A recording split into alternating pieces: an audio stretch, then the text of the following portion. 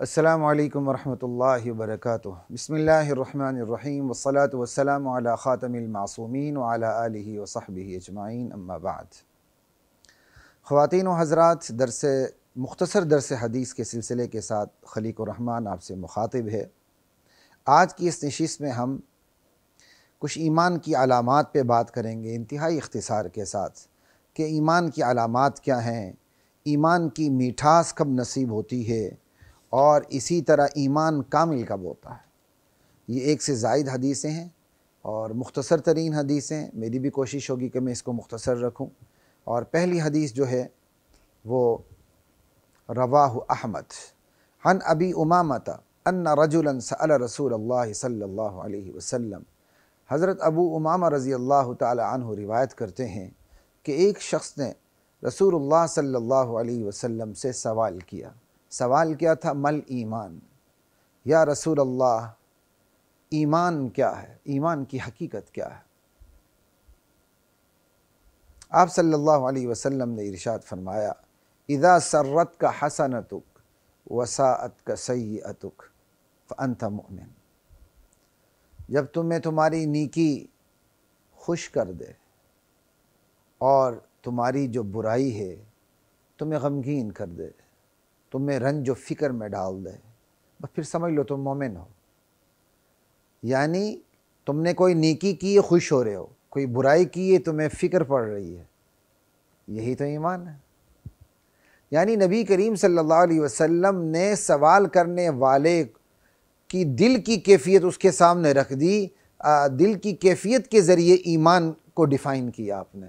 اس نے کہا یا رسول اللہ ایمان کی حقیقت کیا ہے، میں کیسے پہچانوں کہ ایمان یہ ہے؟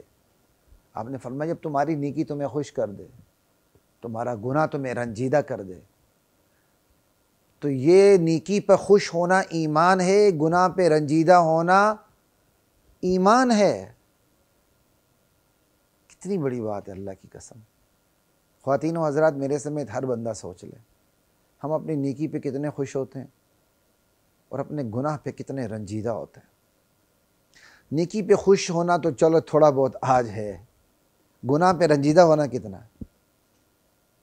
اگر میں ایک نیکی کرتا ہوں، للہ فی اللہ کرتا ہوں، اللہ کے لیے میں نے نیکی کی ہے، میں اس پہ کتنا خوش ہوں، اور یہ خوشی الحمدللہ اعمال کی دنیا تک آج بھی قائم ہے۔ لیکن جب کسی کو ہم مال دیں، کسی کو ہم نے ڈونیشن دے دی، پیسے جیب سے نکل گئے، دینے کے بعد خیال آ رہا ہوتا اوہو زیادہ دے دیے یار، مسجد میں زیادہ دے دیے، مدرسے میں زیادہ دے دیے، طرح طرح کے خیالات آتے ہیں، یہ ڈونیشن میں نے زیادہ دے دی۔ ٹھیک، بس تھوڑا سا اس پہ سوچ لیں۔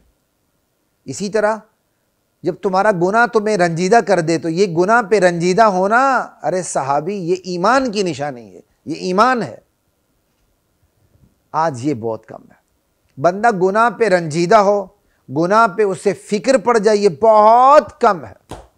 بلکہ اس وقت حالت یہاں تک پہنچ گئی ہے، نوبت بئی جا رسید، کہ لوگ گناہ پہ فخر کرتے ہیں۔ جیسے دور جاہلیت میں جب لوگ گناہ کرتے تھے اس کو اپنی شاعری میں بیان کرتے تھے۔ دور جاہلیت کا جو مؤثر ترین میڈیا تھا وہ شاعری تھی۔ آج لوگ گناہ کرتے ہیں، اس گناہ کو لا کر سوشل میڈیا پہ ڈال دیتے ہیں، فخر کرتے ہیں، گناہ کو کمائی کا ذریعہ بنایا ہوا ہے۔ آج بے حیائی کمائی ہے، جو جتنا بے حیا ہوتا ہے وہ اتنا کماؤ پوت ہوتا ہے سوشل میڈیا کے اوپر۔ تو ہمارا گناہ ہمیں رنجیدہ کر رہا ہے؟ نہیں، ہمارا گناہ ہمیں خوش کر رہا ہے، ہمارا گناہ ہمیں مزید بے فکر کر رہا ہے۔ گناہ ہمیں فکر میں ڈالنے کی بجائے بے فکر کر رہا ہے، گناہ ہمیں رنجیدہ کرنے کی بجائے ہمیں خوش کر رہا ہے۔ تو بتا ہم ایمان کے کس درجے پہ کھڑے ہیں؟ بس اب میں اس سے زیادہ بات نہیں کروں گا، کیونکہ میں نے کوشش یہی کرنی آج کی اس نشست میں مختصر سی چند احادیث بیان کر دوں، لیکن اختصار کے ساتھ رکھوں۔ بس خواتین و حضرات یہ دیکھ لیں کہ ہمارا ایمان کتنا ہے۔ اللہ مجھے اور آپ کو نیکی پر خوش ہونے کی توفیق عطا فرمائے، اور اگر کوئی گناہ ہو جائے، اول تو ہو ہی نہ ہو جائے، تو اس گناہ پہ رنجیدہ ہونے کی اللہ توفیق عطا فرمائے۔ نبی کریم صلی اللہ علیہ وسلم کی ایک حدیث ہے، التوبہ الندامہ، توبہ تو شرمندگی کا نام ہے۔ بندہ گناہ پہ رنجیدہ ہو جائے، اسے فکر پڑ جائے، اسے شرمندگی کا احساس ہو جائے، پھر وہ اس کی واپسی کا سفر شروع ہو جاتا ہے۔ یہ وہ شیطان سے واپس اپنے رحمان کی طرف، اپنے پروردگار کی طرف سفر شروع کر دیتا ہے۔ اللہ کی ذات مجھے آپ کو، ہم سب کو اس حدیث پر عمل کرنے کی توفیق عطا فرمائے۔ وَلَقَدْ